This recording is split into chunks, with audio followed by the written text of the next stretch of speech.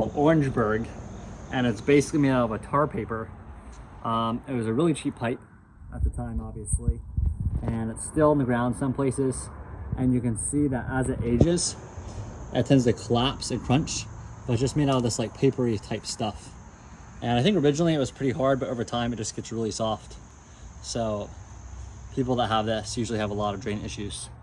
So today we're replacing it with PVC. What is that pipe? What time was that pipe made? Like during the war?